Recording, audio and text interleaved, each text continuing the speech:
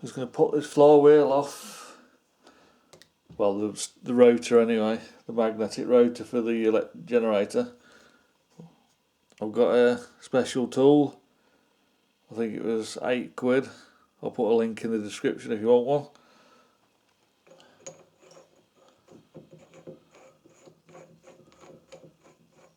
So,